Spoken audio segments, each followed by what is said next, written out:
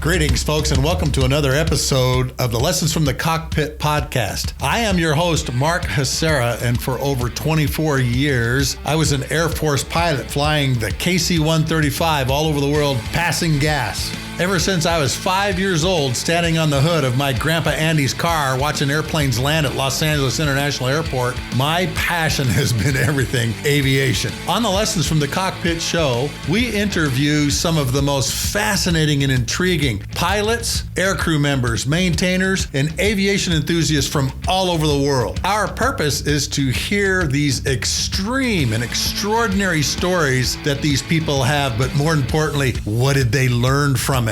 What are their lessons learned that we can apply not only to aviation, but to our own lives? This discussion gives our listeners a better understanding of how does the aviation world work and increases critical thinking skills both in the air and on the ground. But most importantly, it gives our veterans an opportunity to really share some of these incredible stories. And folks, I'm really excited about today's episode because you're going to hear an incredible story about a very secret program that was run here in the United States. This episode is brought to you by Wall Pilot, custom aviation art for the walls of your home, office, or hangar. But a lot of people just frame them and leave them that way too. 126 ready-to-print items are found at wallpilot.com. But we also do custom aviation art also with your name, unit, tail number, and even the weapons load you want on any particular aircraft or helicopter for that matter. Some of the stories you hear on our show are being told for the very first time. And today, folks, we're going to hear from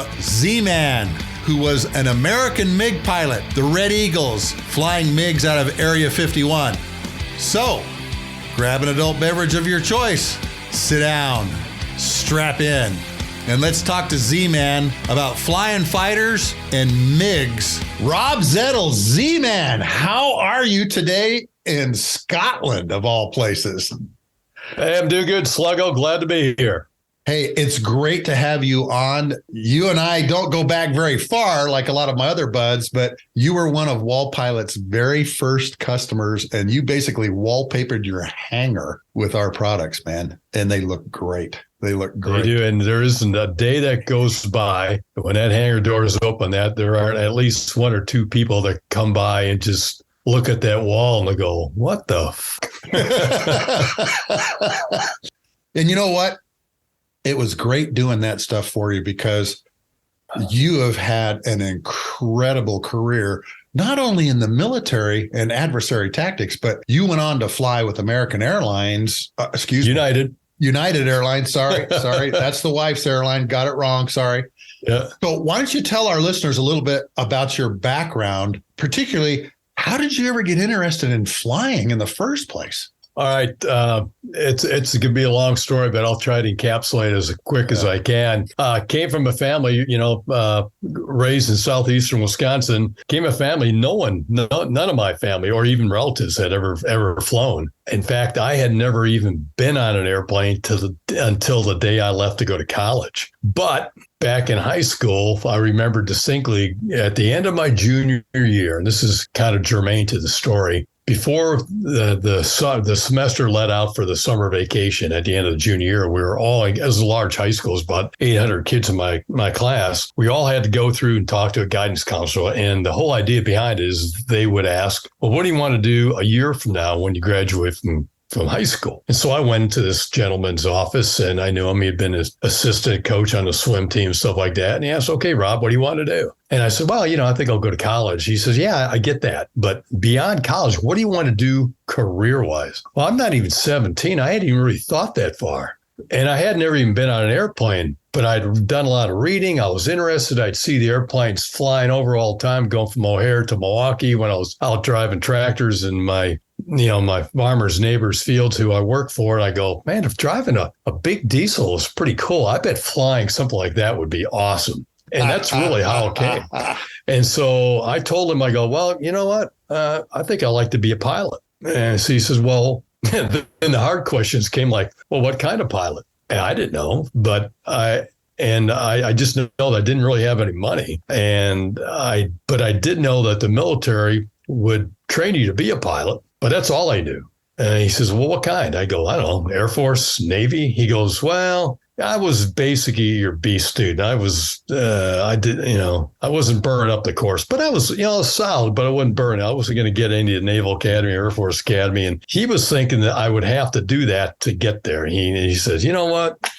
You're probably not going to get into either one of those. So, why don't you think of like something else to do? Because even if you would, washout rates are this. So real quickly, after about 15 minutes, I exited the room. I still remember the direction, the day, the sunlight, walking down the hall, thinking, okay, well, now what am I going to do?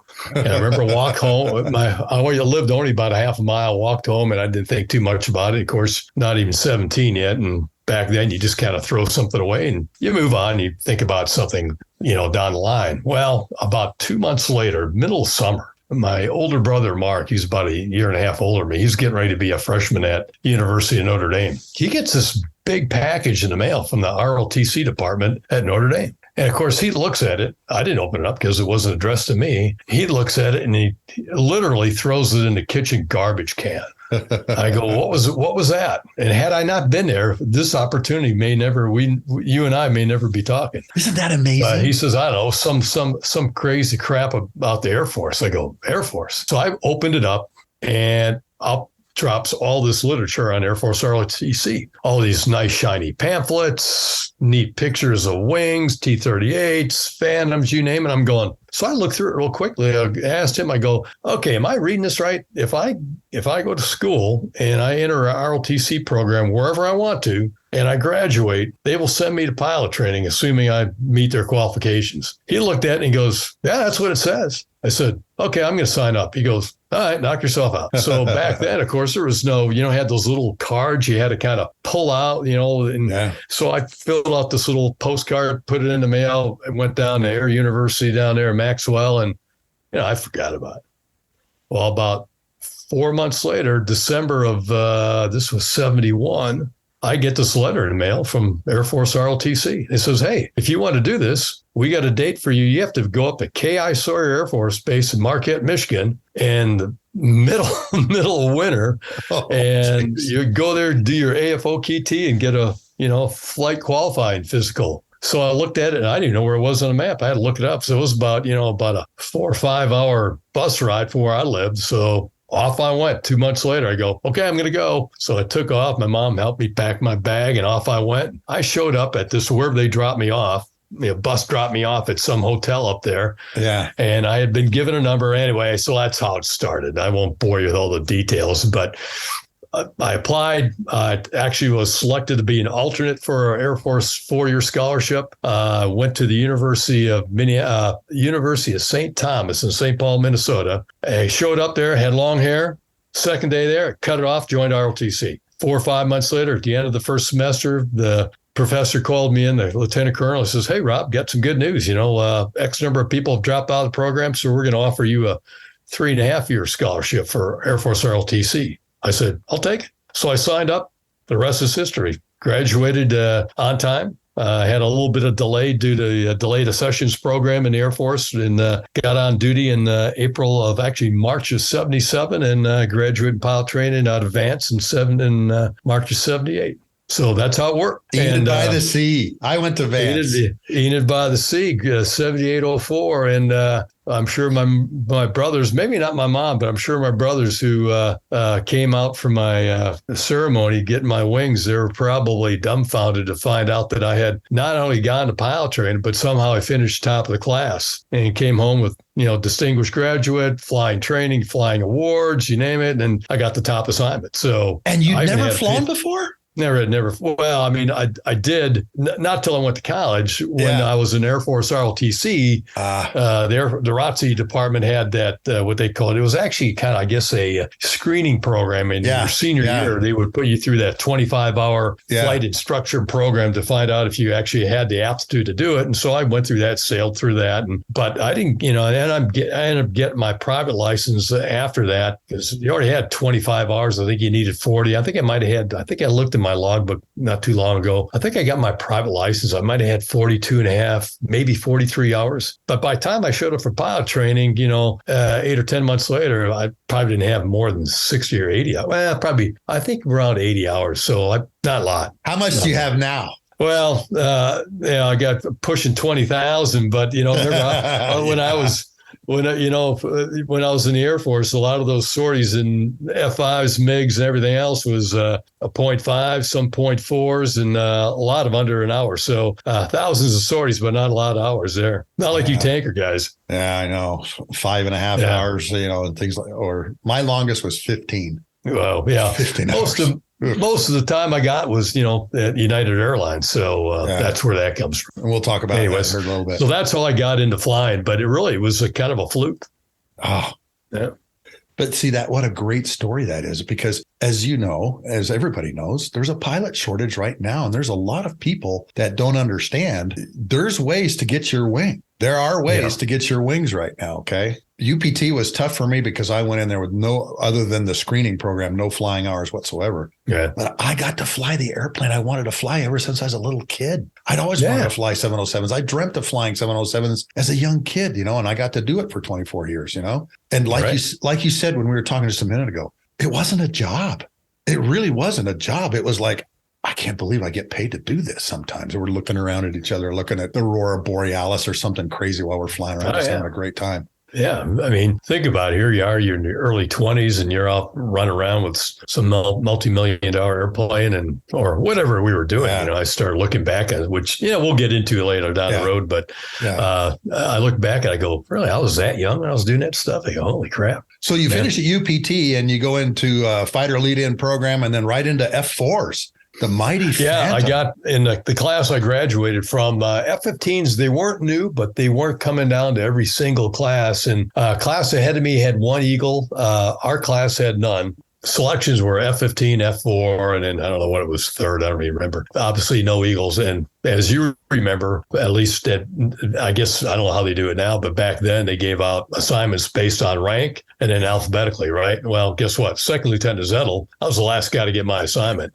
So I'm watching all these other guys get, and there were no Eagles getting assigned. So I'm thinking, well, I might be in there. And saw a couple guys get some things that weren't so good. I went, ooh, ouch, guys that had been right up there. And I'm thinking, well, there's maybe a hope in hell. Well, they called my name and they said F4 to Luke. So I go, hey, great, man. Jumped over the bar, rang the bell. I was a happy camper. So, yeah, went to Luke, checked out in the Phantom F4Cs. And then February of 79, had just put on one lieutenant. Off to Kadena I went, showed up there in the 18th TAC Fighter Wing and 12th TAC Fighter Squadron flying F4Ds. The Dirty Dozen. And by the way, it was almost like, hey, welcome to Kadena. Oh, by the way, you're not going to check it out. You're not going to check out in the Eagle that's going to show up here in 8 months. I go, it's okay. What the heck? It's an adventure to me. I didn't know. Yeah. So that's fine. Flying at Kadena was probably the best experience of my career and probably where I learned the most. Okay. So this is your first flying assignment and you're in F4Ds. You're air to air or air to ground guy? We were air to ground. We had an air to ground mission at Kadena, but we would, just like you said, we'd fly over the, Westpac up to Kunsan quite a bit for, Team Spirits, things like that, Typhoon Evacs, whatever it was, go down to Clark for Cope Thunders, Combat Sage, those kind of exercises. Aggressors would come up and kick our butt in the F4D up at Kadena. So, cross country is either you go north or you go south. So as a, young lieutenant flying Phantoms, it was very good because I got to do a lot of stuff I know I never would have done had I gone to Europe, which I actually had asked to go to, but they sent me to Kadena instead. And looking back, it was the best thing that happened. Well, and your next assignment too is to Osan, is it not? And you're flying Phantoms air to air in the Fiends. Yeah, and the story behind that is I knew I was going to have to be, I was going to be leaving after 18 months because one, all the F4s were gone or going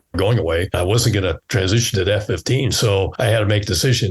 Do I want to go back to the States or do I want to go somewhere else? Maybe stay here in PACAF. And of course, I was a single guy And I loved doing what I was doing. Like we just talked about, it's a big adventure. So I thought, well, I'm over here. This is great. How about if I just go to, and I really wanted to learn more about the air-to-air stuff because I had met the aggressors and I go, man, it's a great assignment. Plus I had a mentor in the 12th Squadron, a guy by the name of Pat O'Brien. He was major at the time, kind of took me under his wing, and later he was wing commander of Torrejon F-16s and ran it again years ago. But he was early on said, you know what you ought to do? I'm sure he saw some measure of talent in me besides a little piss and vinegar that he figured, well, you could probably control that. But he probably saw just enough talent. He said, you know what you ought to do? And he was the first one that said, you ought to become an aggressor, learn this air-to-air stuff, and then go fly types. And I looked at him. I still remember this in the 12th Squadron hallway. I looked at him like he had a third eye. I go, types, what are you talking about? And he leaned over to me and whispered in my ear. He goes,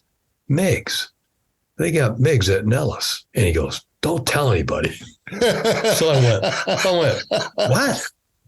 He says, yeah, but you can't get there from here. So think about it. But great guy.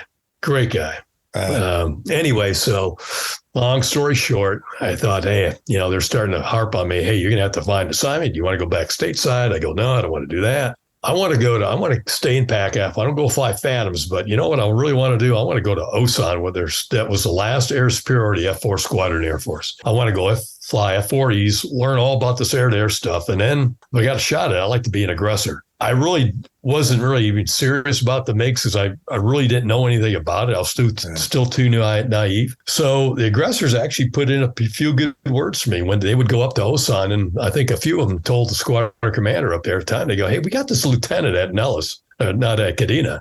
He'd really like to come here. He's a pretty good guy, a lot of piss and vinegar, but, passion's in the right spot. And lo and behold, I flew up there. Squadron commander is great. He says, you know what you ought to do? Get a couple jets, go up to Osan, go visit the guy. So, they let me do that. I flew up to Osan, went in, talked to the squadron commander, Joe Hurd, and told him what I wanted to do. And he goes, okay, we'll do it. So, because still remember the guys at PACAF assignment said, Hickam, because I was Maverick, Pape Spike, all qualified. They want to send me to Kunsan in F4Ds. I go, no, I don't want to go to Kunsan. You don't understand. I want to go to Osan. It took Joe Hurd and the aggressors actually to make that happen. So, right place, right time. So that happens. I go up to Osan in September of 1980, and I spent a year there. And again, great job. Flew my butt off and did some really neat stuff there. And out of there, went to become an aggressor. But there's another story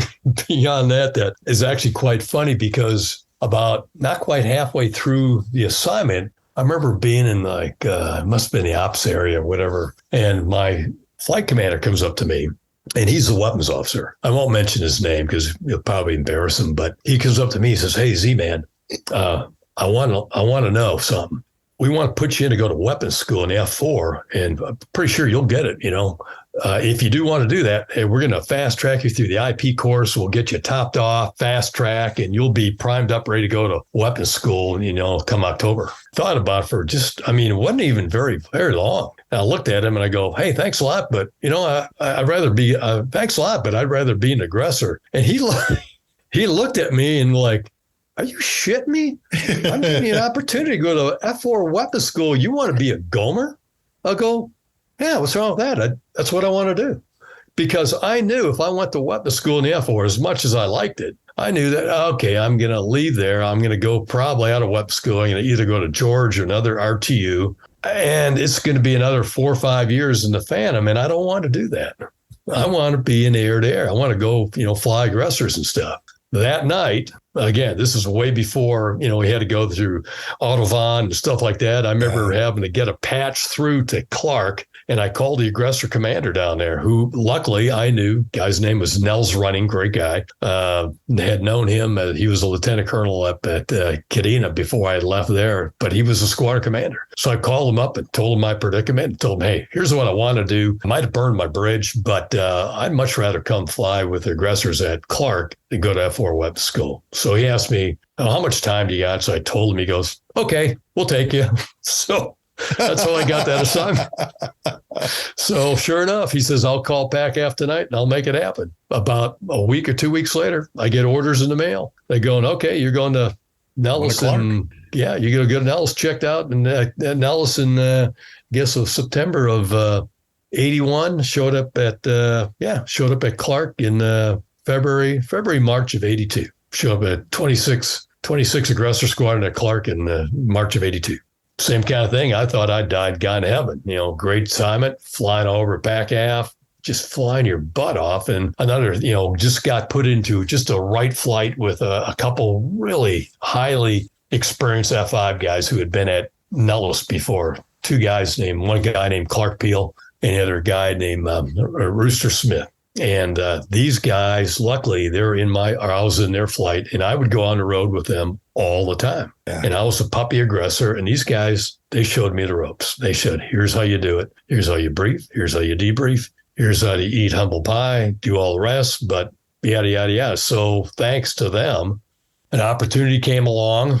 I happened to be later that year, in December, I took some vacation, went back to States, a little holiday vacation, went back to Nellis on the way back home, stopped in at Nellis for several days, see some of my old buddies there in the Aggressor squadrons, because I figure, hey, in August, a year from August, in August of 83, or September, I'm going to have to rotate out of here. So I'll probably just go back to Nellis. I'll be an Aggressor there. That'll be good. Well, while I was there, I was in the 65th Squadron visiting, talked to some of the guys that I knew there about maybe coming back. And while I'm there, I run into a guy by the name of Jim Day. And Jim had been at Clark. He had been one of our GCI controllers. Well, he had gone back to Nellis months before. Well, he was a GCI controller in the 4477. Now, when I went through the Red Eagle, the Gomer course, Aggressors, we had been in-briefed into constant peg. So I knew what constant peg was, and I knew who the Red Eagles were.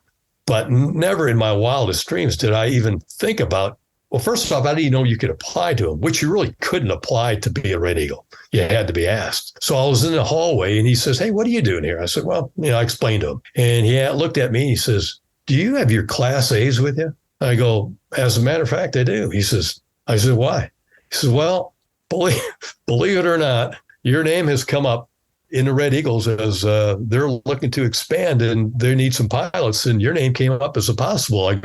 I looked at him like, he had a third eye. I looked at him, I go, you're talking to Rob Zettel. You sure you got the right guy? And he goes, yeah, no shit. I go, well, yeah, I got it. He says, okay, tell you what, you can be here tomorrow. I go, I can be. He says, I'll talk to the commander, who I didn't know, George Jenin, and I'll let you know tonight. So I get a call later that night.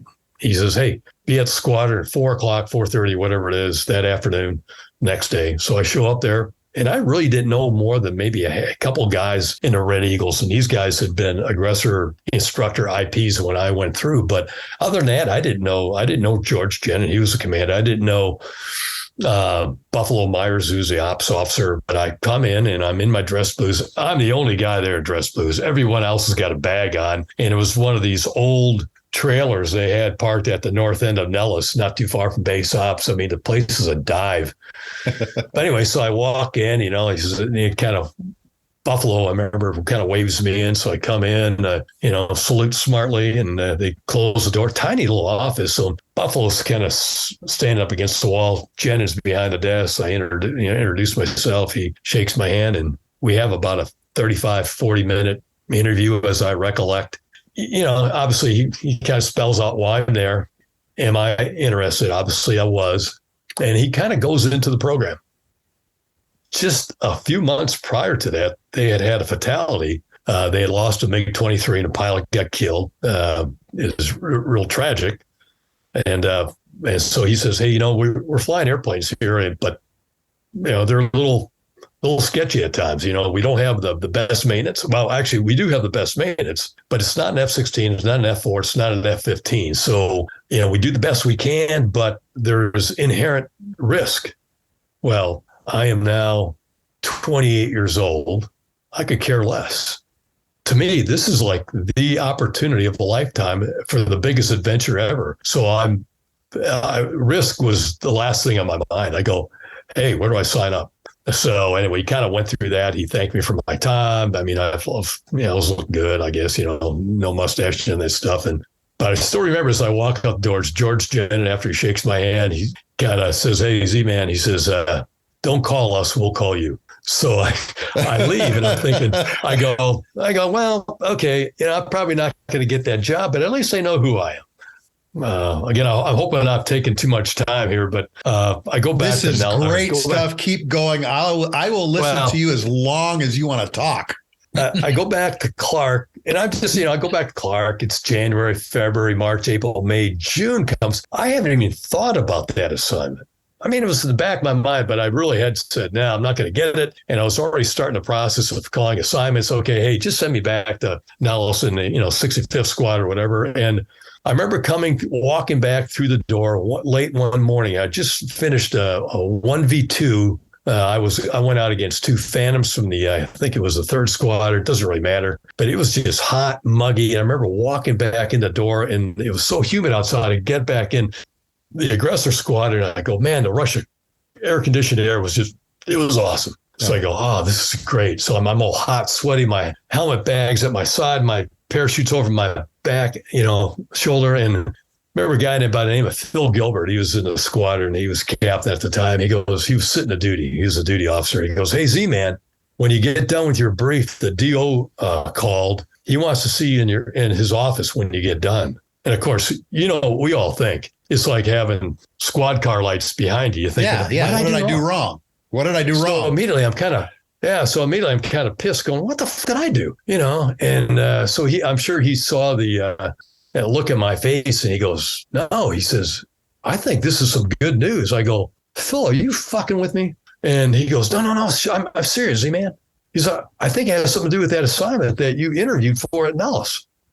I go, you shit me. He goes, no, I'm serious, Z-Man. I go, are you really? He goes, yeah, I think so. I go, okay. So I went, hung up my gear, went debrief for the F4 guys, and then I, got myself in order. I was about that time then I cooled down. It was probably an hour and a half later. Went over to the DO's office. They're at 3rd Tech Fighter Wing at Clark.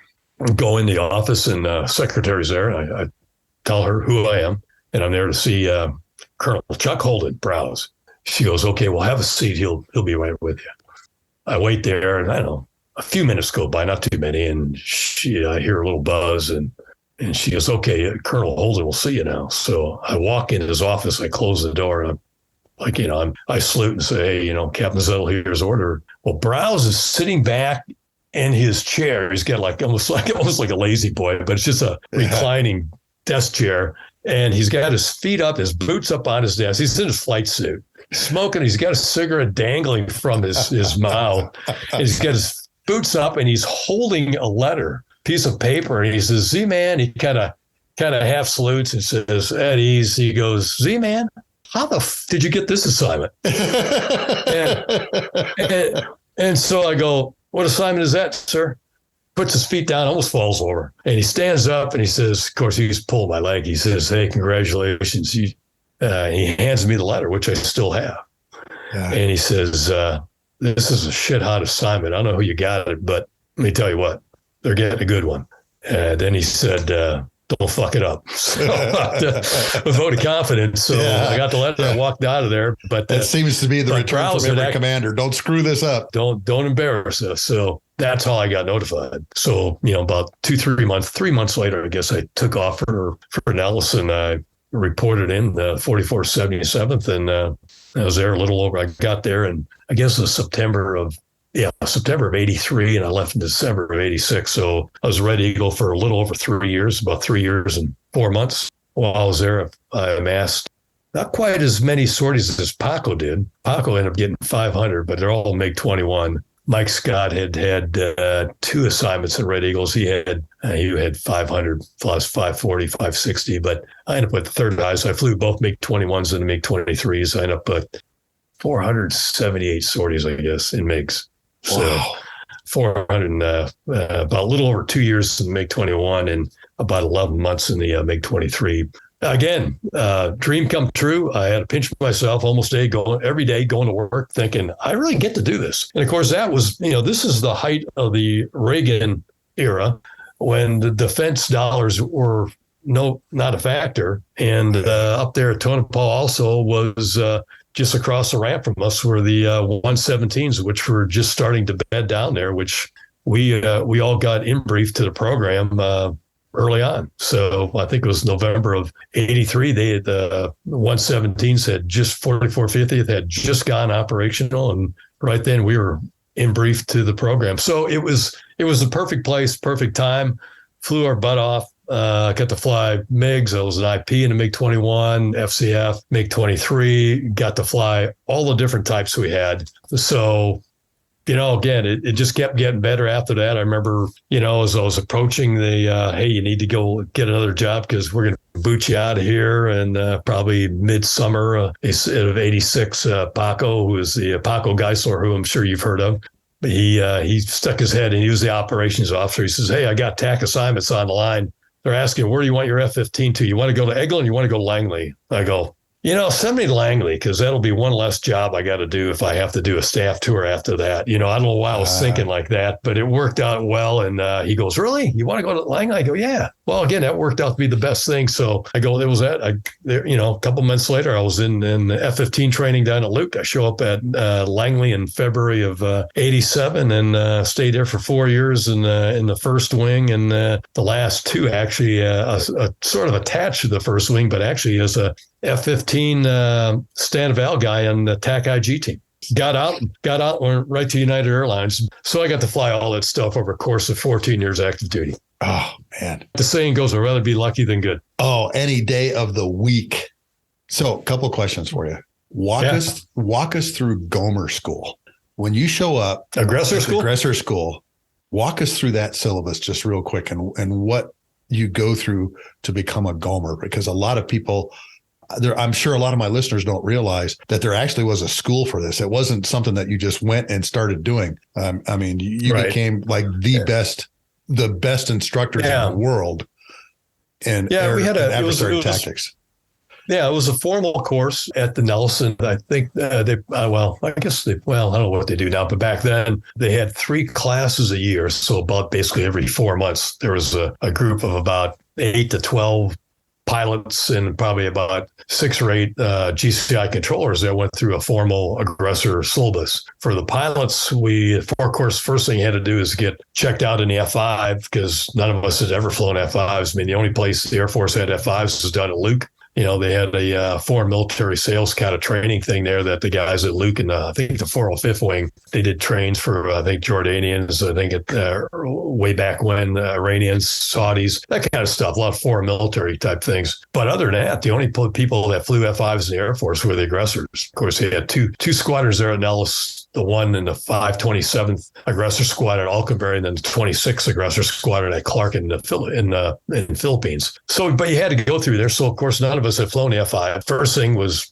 hey, go through, learn to fly the F5. There were no 2-seaters, no simulators. So, you go through, 2 weeks of, it was 2 weeks of academics on the airplane, systems, that kind of stuff, EPs, that kind of thing, and procedures. But the day comes, you go out. I mean, we had all been selected to go there. So most of us had come from either F4, some F-15s, that sort of thing. So, we had quite a few hours behind us. It wasn't like flying fighters was new to us. Yeah. So you go out and, after about 4 or 5 sorties, you take a check ride, you're all checked out. Now you get into, you start with the basics, things that you've already done, but in different airplanes. You start with basic fight maneuvers, 1v1. So you go out with another IP, aggressor IP in another F5, and you go 1v1 against him for X number of sorties. You kind of do a little check ride on that. You go on. All of a sudden you go to ACM, 2 aggressors versus 1, switching on and off. And finally you start getting up to 2v2 tactics. We had some syllabus rides where we'd fight against either the F-15 weapon score, or we'd fight against the 422, F4s, F-15s, F-16s. So there was always that trade-off. So you're fighting against other assets within the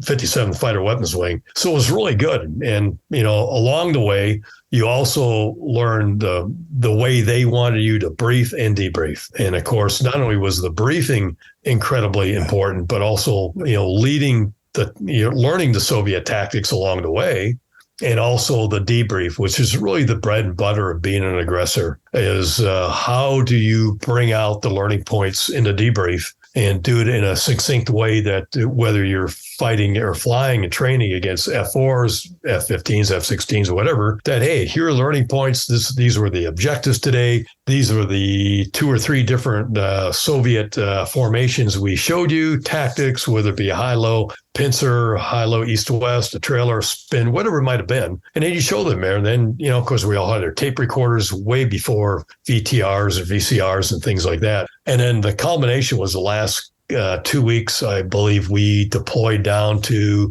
Holloman, and we flew against various squadron F-15s there for 2 weeks. And we went 2v2s, 4v4s. I don't think we went anything beyond a 4v4.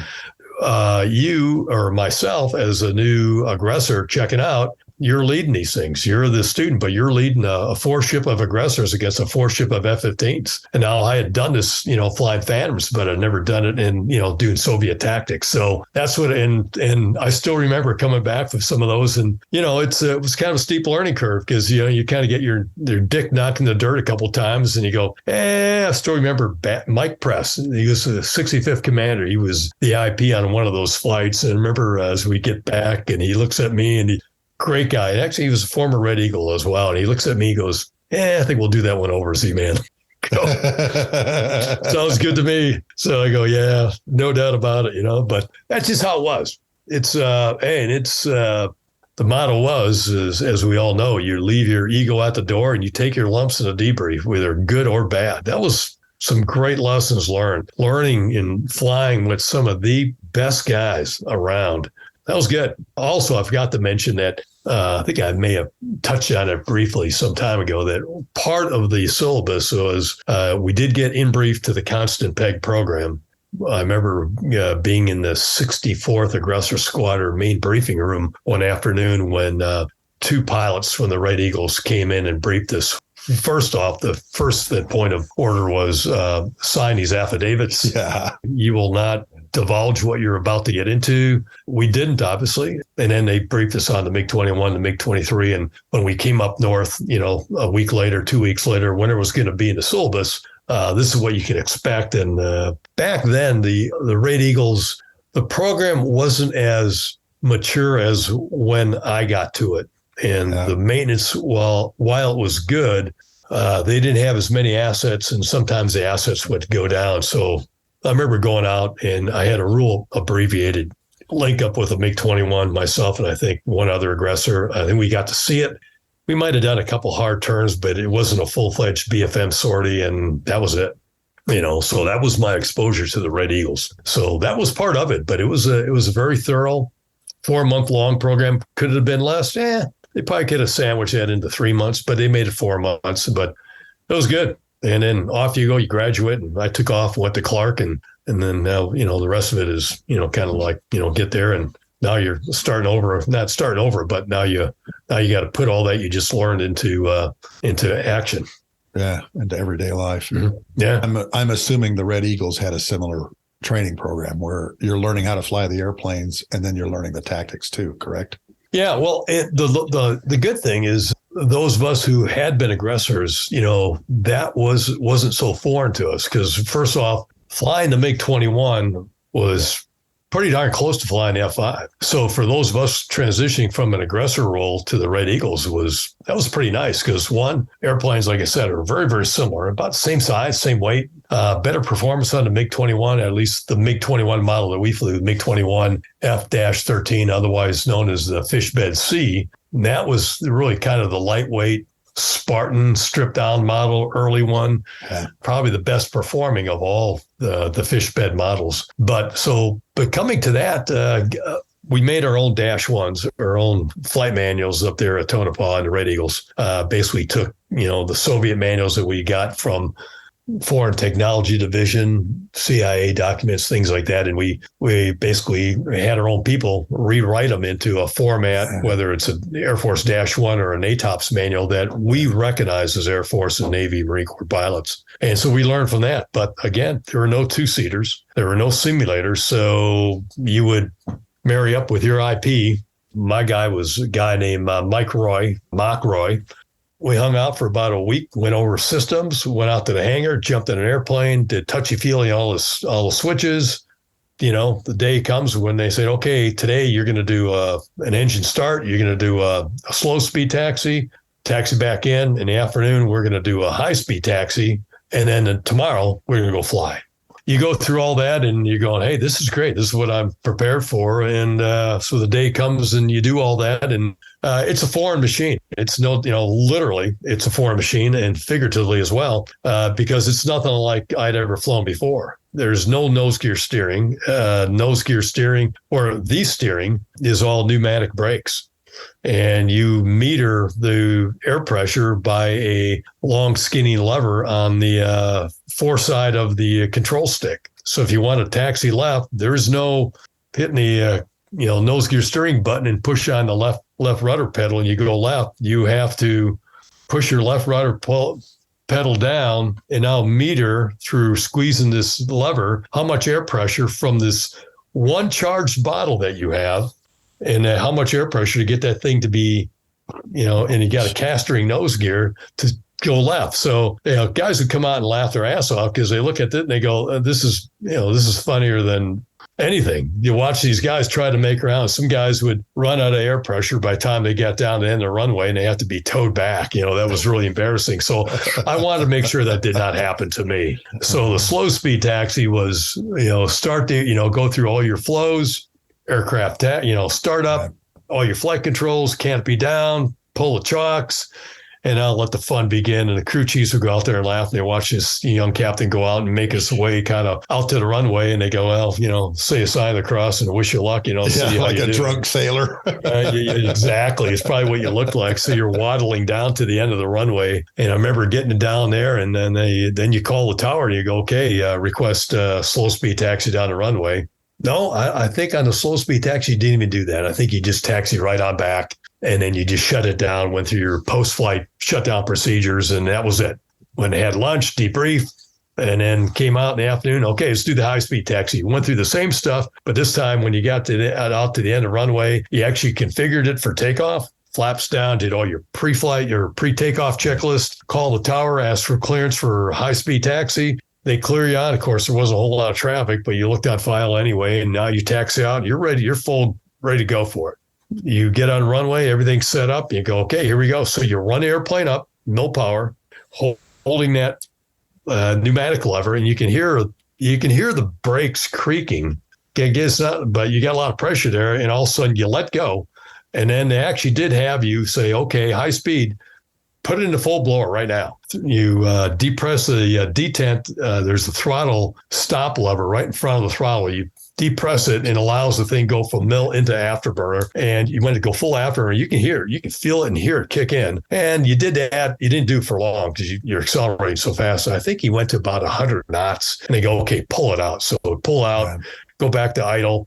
Pop the speed brake, or not speed brake, but put the speed brakes out and pop the drag chute. Drag chute comes out, you pull the tug, you go, hey, great, now see if you can taxi it back before losing all your pneumatic pressure, drop your drag chute on the infield. Now make it all the way back in and then shut it down the same place you started from before you run out of any air pressure. So that's the introduction to flying MiG-21s. MiG-23 was a piece of cake because you actually had some hydraulic nose gear steering, but the MiG-21 it took you a while to get used to that. But so that's how you start off. And then the next day, let's say, okay, next day is going to be your initial flight. Take off. Let's go. That was great. It was awesome. So describe your first flight in a MiG-21. That must have been thrilling. Yeah. And here, the cool thing about up at Tonopah that you have, and this will all be in the book, the first flight in a MiG is unlike, I almost can't describe it other than to say that it's unlike any experience I've had in any other airplane ever, only because no sims, much more so than even the F-5. The F-5, it just was not that foreign. Yeah. This thing was full of gauges, everything, just about every gauge in it is still in Cyrillic. Things are labeled in Cyrillic, expect battery switch, a few of the other ones you knew. We had a U.S. altimeter, airspeed indicator, radio head, and a transponder. Everything else was stock Soviet. Oh, so fuel was in liters. The oil pressures, everything else is in cubic centigrams and things. It's just stuff. It's just goofy stuff, but it's all relative. Hey, if it's in the green, it's in the green, right? So it's all you care about. Hey, so there you go. But you take off and you taxi out the runway. And of course, like I mentioned earlier, we didn't have any two-seaters. People say, well, who chased you? Well, we had T-38s that were dedicated, assigned to us in the Red Eagles. Yeah. That we used. And so Mike Roy, Mock, he got out and he led out to the end of the runway.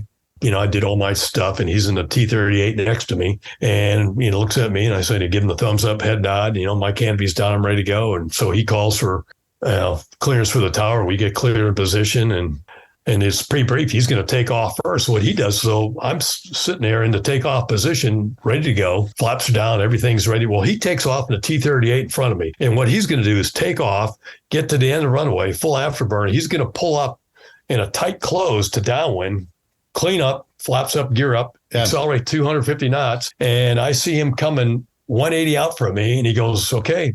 And his call sign, I think at the time was, MiG, MiG 11, doesn't really matter. Yeah. But he says, MiG 11's ready. So I said, okay, I'm ready. He said, okay, wind him up. Let me know when you're ready. So just like I did yesterday for the high speed, I'll run the thing up, look over the gauges, make sure, okay, this is for all the marbles here. I'll look over everything. Engines are good, creating things. I said, okay, brake release. I go releasing brakes now. And put it in the afterburner just like I did. I'm not paying any attention to Mach, but he's doing this descending 180 degree turn to come beam me and pick me up as I'm breaking ground. So, and this thing's just taking off like a banshee. I mean, as soon as that thing goes in the afterburner, it's cooking. The thing that comes to my mind is, man, this rocket is lit, and I'm just falling. About 135, 140 knots. You just pull back, nose comes up. It's real light nose. There's no radar in the nose in the Fishbed Sea, and the thing comes out, and you just keep it there, just like you would in F5. A couple seconds later, you feel the airplane just lift and you go, okay, gear up, little while later, flaps up, and you hear all these funny sounds that you've never heard before, thunk, clank, boom. You put the gear back to neutral position and you climb out. I mean, the thing is just going like a raped ape, and you accelerate. The thing is accelerate to 350 knots, and then just keep 350 knots in the climb. So I'm going up at about 15, 20 degrees nose high climb out 350, and the idea is don't come out of afterburner till about 12,000 feet MSL. So that's about 12,000. It's about 7,000 AGL. And I'm thinking that's kind of high, isn't it? Well, the idea is 12,500 MSL is low key for the MiG-21 in a flame-out pattern. Got it. So the idea is if you were to be the unfortunate one to lose an engine when you come out of afterburner, ideally the thought you could actually return to the airfield, do the impossible turn, and land back on the runway you just took off from. So, but they reassured me that had never happened to anybody. But so anyway, kept it an afterburner through there, came out, no big deal. Mach in the meantime had closed, come underneath me. Of course, I didn't see him, but he said, hey, you're clean and dry. And that's the whole purpose of him joining up is for him to make sure there's nothing, no fuel, no oil, no hydraulics streaming. All your gear doors, flaps are up. You're good to go. We're not going to tear any panels off. The MiG, okay, press on. Let's change over to bandit control, and then we're going to go out to range 71, and you're going to learn how to, operate and handle the MiG-21. So that was the takeoff. That was great. How long did that sortie last? Didn't last real too long. I was out in the area doing, hard turns, pitch attitudes, things like that. And we weren't out there long, maybe 10, no more than 15 minutes. And I'm already RTB, the total sortie. And then of course we come back to high key. The initial, return to the field is not to just a normal pattern, but the high key. So you can practice, hey, you lost an engine. Here you are way up high above the field. And here's how you get down.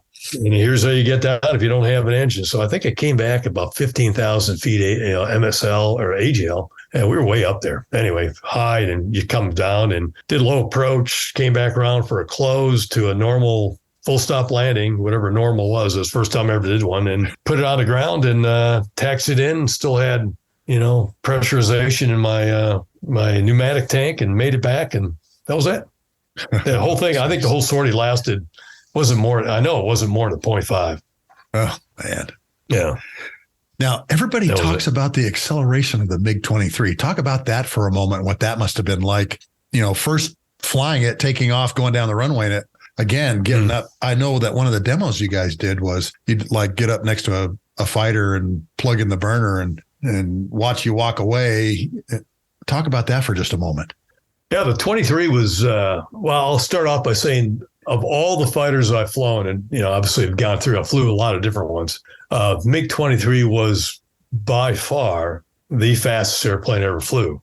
But I'll also say that was about the only thing it did well. The acceleration was pretty phenomenal. We would do, like you said, in a performance profile, we would do an acceleration demo, and we did it with whether it's F-16, F-15, F-4, 111, Tomcat, Hornet, and nothing. I think the only one that really stayed with us and maybe even accelerated us for a short distance was the Big Mouth F-16. Wow. With the GE motors. I think that was the only one. That was fast SOB. But top end on that thing was just incredible. I had it on the deck, and this was a MiG-23 MS, so that would have been a Flogger E model, which was the export air-to-air variant, which is a lot faster than the MiG-23 Bravo November, which was the Flogger F, air-to-ground. A lot faster, appreciably faster. Top end, I believe the placard limit of the MiG-23 up at altitude was 2.35, I believe, Mach. Oh, my God. And I flew it right up to the limit, straight and level, 40,000 feet. 1G level flight, not bunting over at 0G. See if I can get a 1G level flight, and it was still accelerating. So at that approaching that limit, I pulled it back. It would have gone faster, but I go, you know what? Man, it's probably fast enough. Yeah. On the deck, I had it probably about. I wasn't on the deck, but maybe 200 feet AGL. So total pause about 5,600 feet. So kind of like Denver. Yeah. A little higher than Denver. So I probably had MSL. I was probably maybe 5,700 feet, 200 feet AGL. I had it one day, full, wing swept back 72 degrees, 830 knots, and it was still going. Jeez. It would go fast. And I'll tell you a real quick story. This is to give you an example of the MiG-23 acceleration compared to the MiG-21, which in its own right was a really, really good accelerator. And this is where I tell guys when they want to hear about the MiG-21 versus the F-5, they go, well, how were they? Were they, which was better? And I said, well, the MiG-21, again, our model, Fishbed C, when it came to acceleration, top end speed was just a lot faster than F-5E. F-5, I may have seen 1.2, maybe 1.3, and that's going downhill. The MiG-21, that's a no kidding. That was 1.5, 1.6. That was a fast airplane, and it would just flat out run away from an F-5. Yeah. One afternoon, I was flying with a guy by the name of Dave Bland Blazo. He was a MiG-23. We were doing an exercise. We were trying to intercept some 111s. Well, we didn't find them, but our other partners that were capping to the northwest in the Nellis ranges, they actually saw the 111s on the way out. So they gave us a tally-ho, bogey dope. And so we snapped over there. So I'm on Dave Bland's wing. He's in a MiG-23 air-to-air model, MS. So I'm on his wing in a MiG-21. And as soon as he hears that, he puts the Flogger in a hard left-hand turn, well, as hard as the Flogger can go. I'm on the outside of his wing. I'm on his right wing and kind of sucked back in a Gomer parapatrol formation. Yeah. And we just puts the wings back to 72 and just, starts heading northwest. I'm in full afterburner. He's in full afterburner. And he just flat ass walks away from you. I got to 1.3. I couldn't even see him. I go, forget it. I just pulled it out. I go, we have a term in sailing where he horizoned me. He was gone. You couldn't even see him. And then later on, I asked him, how far were you going? He said, well, he never did see the MiG-23 or the 111s. He said he looked down. He had 860 knots on the airplane. Oh, jeez. It was fast. But that's all it could do. It couldn't. It's the only airplane I ever flew in my whole career. I never gunned anybody in. I came close one time. Really? Only because if you could see the MiG-23, you could, even if you're out of energy ideas, you could probably defeat it just because it just couldn't roll very well, especially if you started getting slow. Because many people may not know, but the 111 or the 111, the MiG-23 didn't have ailerons; it had spoilers. So when you got the flaps, to roll the airplane, either had spoilers on top of the airplane and it had differential stabilator, but you didn't have ailerons to really help out with the roll rate. So if you started getting slow, even in a high-speed regime, if you're at 72 degrees, all you had is differential stabilator. That's all you had to roll you. If you started getting any kind of AOA, it was pretty sluggish, where you blend in some rudder, but anybody that would roll out of plane with you, they could defeat you. So it was tough. But great opportunity. Not that I didn't try. Give it the good old college try. Did they have MiG-17s when you were there also, or just 21s and 23s? We were only flying MiG-21s and 23s. Okay. There was actually, physically, there was one MiG-17 still in the hangar when I first arrived. Yeah. And I wasn't there for too long. They had stopped flying them, I think about a year before I got there. Okay. Now, a long time ago, you mentioned to me that you get to the 94th, the Hat in the Ring, and one of your first deployments is back to Nellis fighting your old bros at Tonopah. I remember this story. You got a good memory, yeah. Go ahead and tell everybody that story. It was. Because this was funny. This is a great story. As luck would have it, the 94th we were tasked, and at the time we did not know that the Red Eagles were about to be closed down. Red Eagles shut down. I believe their last sorties were in, I want to say it was like early April, like April 6th or something like that. First week in April, I believe, of 88. We were tasked to go out there, I think the very last week in February, maybe early March of that same year. And we were in the 94th Hat and Ring Gang from Langley. We were going to go out there and do 1 week of Red Eagles, fly against Red Eagles for 1 week, and then also stay for a second week, do some syllabus support work for the Aggressors, who had a class going through at the time. So we're going to go out there and fight against the Aggressors. And of course, myself being a former Red Eagle, squadron commander said, well, hey, Z-Man, you're going to be the project officer. You set all that up and we'll get things going. So about 4 to 5 days before we're getting ready to leave, I get a call from a guy by the name of Larry Shervanek, who was running the Red Eagle and some other programs up at TAC headquarters. And he knew me from, he was in the Red Eagles when I first showed up. In fact, he was my flight commander. He called me up because he knew I was a project officer. He goes, hey, Z-Man, how would you guys like a second week straight of flying against?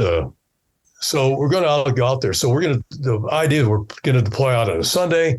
But Friday, before we go out, we're going to have our standard, for everybody that's going to deploy out there, kind of have our normal deployment brief. Here's when to show up, all the rest of the stuff. Here's who's going to fly out, tanker escort, yada, yada, yada. I asked the boss, Jumbo Ray, who's the deputy commander of operations for the first wing. I said, hey, we're going to go out there and fight against the Red Eagles for 2 weeks. They all know what I did. I go, how about if I give them the Red Eagle brief before they go? This wasn't sanctioned. These guys hadn't been briefed into the program, but pretty much everyone there, which is actually kind of interesting. Everyone in the squadron knew I had flown MiGs. Not a single one ever asked me about it. They never even mentioned it. Interesting. Yeah, I mean, that's how well kept the secret. And I won't say that everyone in the squadron knew that I had done it, but I think probably a good number did. Yeah. Anyway, so the squadron commander and the DO said, absolutely, Z-Man, we'll make sure we secure the room. Only need to know, only those people flying. So basically, I gave up. I went up for about an hour and gave my dog and pony, just like I did for 3 years in the Red Eagle. So I gave them the MiG-21 brief, gave them the MiG-23 brief, complete with sticks on a, airplanes on a stick. And I told them, okay, guys, now act surprised when you show up there on Monday afternoon in the threat training facility out there at Nellis. They're going to in-brief you, and 2 guys that kind of look like me are going to, with Red Eagle patches, are going to give you this same brief. You've already had it. You've had it from me because I've been there. I've done that. So I gave them all the tricks. I told them, you guys can do this. This is not a big 10-foot bear. You guys can kick their ass. So if you do it right, listen to what I'm telling you. So fast forward, we go out there and, hey, I've been out there and Obviously, I've flown the MiGs, but I was not going to take any Eagle sort of except for one. I told the guys, listen, I want all the lieutenants, first-time Eagle guys. I want you guys out there fighting against MiGs. I did jump in the back seat a couple times in a tub and watch guys, but these guys kicked ass. They were doing great. In fact, some of these young. I mean, this is no shit, Sluggo. Some of these guys are doing better than F-15 weapons school students.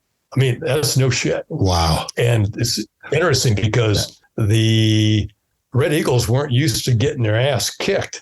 Now, it didn't happen every time, but that soon, that often. I mean, guys are taking it to them. I mean, you could just see the joy. These young lieutenants would come in, young captains, and their eyes would just be lit up, and they would come in and they would yell, "I gunned his brains out." And so it was just great. The rest of the story is I did take one sortie. And that was toward the end of the second week. Yeah. And I went out and flew. We started off, 2v2. Turned out it was MiG-23, MiG-21. We mortared both guys prior to the merge. Good sort, 20 miles, that kind of thing. And then, but the idea is I wanted to go fight against MiG-21. I paired up and, we switched frequencies. I paired up with the Red Eagle was in range 71. I was vectored toward him. I joined up on him. He was now the IP. So I got on his frequency, yada, yada, yada. He says, okay, what do you want? I've got time for one engagement, maybe a little bit more. He says, what do you want to be? You want to be offensive or defensive? Well, no self-respecting former Red Eagle is going to say, yeah, I'll be offensive in my clean F-15 for my one and only engagement. So I said, no, I'll go defensive. So he sets up, he said, okay, so the standard, you set up on a standard perch profile. I'm out there 9,000 feet in a left-hand turn at 400 knots. He's, 9,000 feet back, left 7, 8 o'clock, we're both, he says, okay, call, we're ready. I go, okay, ready, and so he closes and 9,000 feet, I guess, based on GCI's call, he goes, okay, fights on. So I won't run you through the excruciating pain of the whole engagement, but, I knew that if I plumbered this, and I got gunned, you wouldn't hear the end of it. You wouldn't hear the end of this. I'd get a new call sign, and I would never be able to, say I was Red Eagle again. Luckily, I wouldn't say luckily. I mean, I had the skills. I knew exactly what he could not do. 1.5 turns, I gunned him. It was, I almost blew it because on a reposition, he took the little son of a bitch, went right to the sun, just like we taught him to do. And he took it right. I couldn't, and here I am. I mean, I'm looking at it as I pitch back after, I force his nose off, I unload, I get back to what I'm thinking is close to, 350, 400 knots because I had bled a lot. And that 8.5, 9G turn for the first 8, 10, 15 seconds, unloaded, coming out back. And as I'm coming back, lift vector on, I go, son of a gun, he is right in the sun. I'm thinking, but I know exactly where he is. Yeah. So I'm thinking, okay, I know where you are. I know what you can do. So I go, the Eagle's got some nice fancy dancy gizmos on here and you help me find you. So I just do 2 taps forward on the control stick and 2 thumbs up on the CDU and our cursor control thing, put it in vertical scan, pick him up, get a tally-ho on him, rolling behind him as he's pitching down, trying to get his knots back, and I rolled him behind him and actually had to throttle back and gunned him not too much long after that, but I was close. Could have plumbered it. But it worked out well. But hey, that was the thing too. Is at that time I had been in the F-15 for almost exactly a year.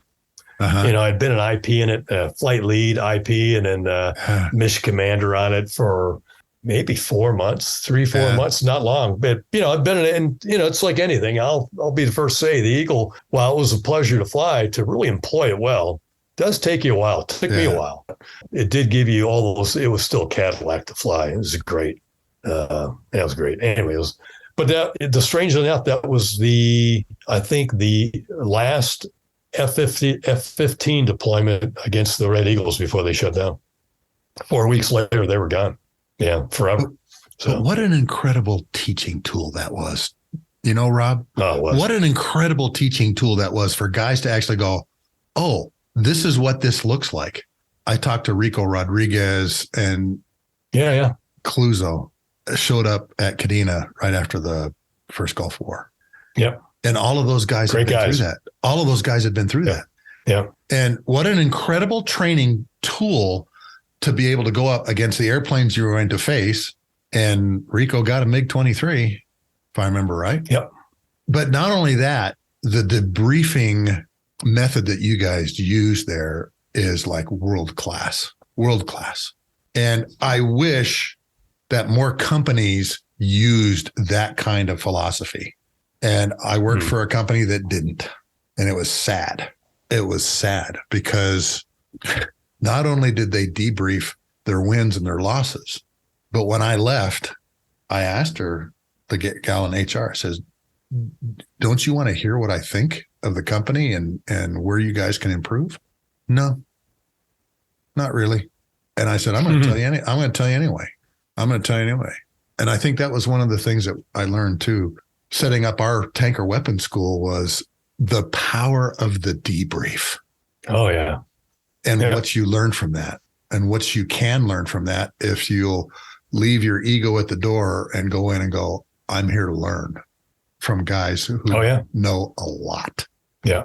And that was, you're right. Yeah. When we had debriefs, and that was, whether it's in the Gomers or in the Red Eagles, the beauty of, it was really a great program, but I think that, doesn't need to be said anymore. It was a great program, but the real benefit came from what you exactly said as a debrief. And the fact that we were able to go up the Tonopah every morning, fly our MiG sorties, sometimes 2-3 of them, fly on back that afternoon and then meet with those same guys, whether it was an F4, F-15, F-16 weapons school guy, meet them face to face. They come over to us and we get in and we say, hey, here's what you did well. Here's what you didn't do good. But, always leave them with, hey, this is what you did really well. This is what you can improve on. But hey, this guy's, he's not a 10-foot bear. He's, this is all he's got. Yeah. He doesn't have much more than that. Hey, I got to ask you about a famous picture. There is a picture back many years ago. It showed a 16 and a flanker over Nellis. I don't know if you know anything about it, but you can see these guys are driving through the deserts of Nellis and they see something happen overhead. One guy happened to have his camera and takes it out and it shows a 16 and a flanker going like this. So, who knows if this program has reinvented itself or not, but I don't know. I would hope it has. I would think with the access to, aircraft worldwide, there's no doubt. I mean, people have, own them privately. So there's no doubt that the Air Force probably got their hands on a few. Yeah. And now you're working for Agile Defense, kind of doing the same thing, aren't you? Talk to us a little bit about what Agile Defense is and what you're trying to do. Well, we're working on Agile Defense. Actually, we're getting ready to merge into a big conglomerate called the Aero Group. But the listening audience, basically what they brought me on board for several years ago was to head up the adversary air program. Some of our the other competitors of ours that are in the industry, like Top Aces, Draken, ATAC, people like that, TAC Air, basically contract adversary air for the Air Force and the Navy. So we've been working on that for several years. I can't say it's been all good. It's I've told the guys years ago, if you want to go out and do this, pony up, the entry fee is pretty damn steep. You want to go out and buy some 4th generation fighters, and having the money is one thing. Being able to get access to them is quite another. So it's a long, slow process. Worked a lot of programs that turn out to be dead ends, working with some foreign countries where it's all good, sounds good until it isn't. Looking at different 4th generation fighters that were not built here in the U.S., flown by some of our allies. But anyway, we're working at doing that. It's pretty exciting stuff. Yeah. And you're getting to do the same thing that they did when you were at the Aggressors and with the Red Eagle guys, man. Yeah, well, we'll see what happens. It keeps me out of the pub at least a little bit, Hey, now you go into obviously the airline world. I know that's very different from, being a fighter guy. What was that transition like? And talk to us a little bit about the airplanes you flew with United, both domestically and internationally. Well, it was, without being said, a huge difference. Now you're hauling people and things like that, and it's not really mission dictated. You're providing the service. So it took a while to kind of put fangs back in my mouth, just learned to sit on my hands a little bit, thinking, hey, come on, we need to get going. And realize that I guess the operation is going to get going was going. And, we have a whole different set of rules to live by and work by and, that kind of thing. So you had to learn to throttle back quite a bit. I guess if I learned something that I probably could carry through, whether it's Air Force career and then later on to flying airlines, is there's no substitute for hard work. My mom always said, hey, if the job's worth doing, it's worth doing right. I flew DC-10s. Actually, I was really a second officer on that, a flight engineer.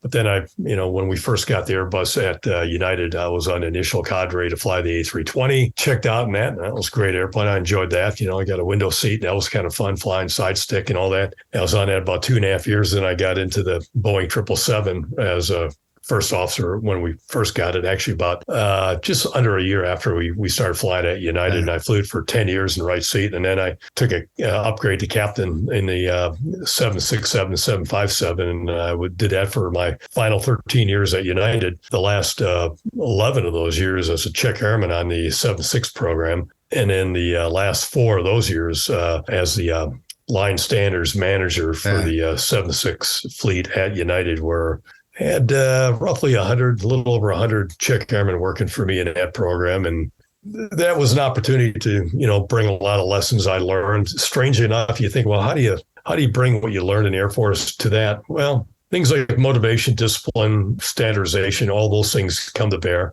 Like I said, you mentioned debriefing, and that was one thing that we're always big on is, hey, it's, we're not going to do it in a 8x12 room. It might be up to next to a bar or something like that. But the debrief is a critically invaluable portion or part of learning, whether it's airline or fly fighters or tankers for that matter. So that was always good. But I really enjoyed it. It was also a way to give back and, again, teaching, whether I was teaching as an aggressor, as a Red Eagle, as an F-15 IP or whatever, or now as a check airman on the 76 fleet, and, whether taking people, domestically or, most of the stuff I did in the last bunch of years is all international. About 15 to 20 of those flights were actually going into Moscow, which was kind of interesting, which really? As a former Red Eagle and Gomer, I didn't think I'd ever see myself in Red Square, but there I was.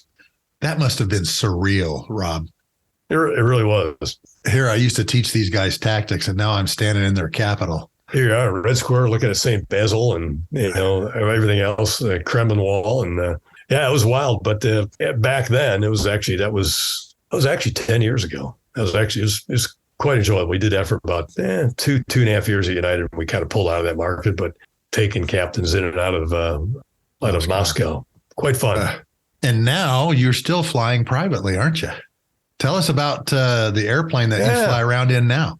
Yeah, I know I shared some pictures with you, but for the listening audience, my partner and I in the AirCam, we built an AirCam, started about 4 years ago, a little over 4 years ago. AirCam, for those of the uninitiated, is a twin engine aircraft. It's got twin Rotax 912 engines on it. And this one is built, we put it on floats. It took us just under 2 years to build it. I flew the first solo, and then the initial, FAA required 40-hour fly off on it. I think the first flight we did was May 15th of 2020. So kind of right in the heart of COVID era. Yeah. We've been flying ever since. Took it to Oshkosh the last 2 years. Just been a dream. In fact, Sluggo, you need to come down to Florida and go fly with that thing. You're just gonna put you in the front seat. You're just gonna love it. You're gonna. Oh man! I caution you though. Once you fly it, it's dangerous because you're gonna want to buy one. So you better square that away with your wife. But, I don't think she wants me around airplanes because she knows. I was one of those guys that went cold turkey when I left. I've been in simulators, things like that. But other than that, do I miss it? Oh, absolutely. But I went cold turkey when I left, and I really enjoy this writing thing, and I really enjoy this podcast thing, though, a lot. Well, you're doing great at it. So please keep at it, because there are a lot of people that are benefiting for the effort and the blood, sweat, and tears sometimes that you're putting into it. It's because great. It's because of the stories. These veterans are telling these stories, and I had one vet that told me, you know what, Sluggo? I've not told anybody that story. I finally got it off my chest. Thanks. after we were done recording, and I hadn't thought about that aspect of it. You know, we've had some incredible guests on, having, you know, Royce Williams and the 2 Hilo guys from Anaconda, and my gosh, and they're incredible stories. Okay, and yours, you know, being in the adversary and flying MiGs, and it's been a lot of fun meeting the people. But you know what, too, Rob, it's been a lot of fun doing the prints too, and drawing these things great. Out. For every episode, I've been able to draw these things out. I'm having to do helicopters right now, Z-Man, and I don't know anything about helicopters, so I'm having to do a lot of research. But that's been another aspect of this that I've really enjoyed, is not just meeting people like you and hearing your stories, but seeing the MiG-21 and MiG-23 on the back of your hangar with the Red Eagle patch next to it has been... I don't think there's probably not another hangar in the world that's got that on. No, I can guarantee you there's not, having done this for a while. But hey, guess what we just found out, man? We put 3 AFSOC patches about 6 inches on the back of my buddy's truck. Awesome. They have not faded. They have not come off, and they're just perfect. Our printer put something on his backboard like 2 years ago for his kid's basketball goal, just to test it. We're finding out that, hey, these things will actually last out in the water and the weather. Matter of fact, my AFSOC buddy, washes his truck like once a week, and they're still. That's awesome. So, you got some good materials and prints that you're using for that. Yeah, I am truly blessed because of the printer that I have that does this stuff for us. And like I said, this guy says, hey, I'm going to put these on my truck. And I went, I don't know if these are good outside. I guess we'll test and see what happens, you know. And he's had them on there for 8-9 months now.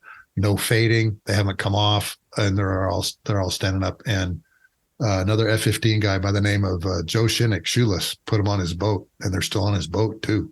So that's great. There you have it, man. There you have it. Well, brother, we've been going for an hour and a half now. Oh, gosh. It has been fantastic having you on, because this is truly a story of education and training, but it's also an incredible story of how we train in the United States Air Force. And you have been truly the tip of the spear of this adversary training stuff, getting in it at, you know, very early on in your career too. So, Rob. Yeah, I was very fortunate. Yep.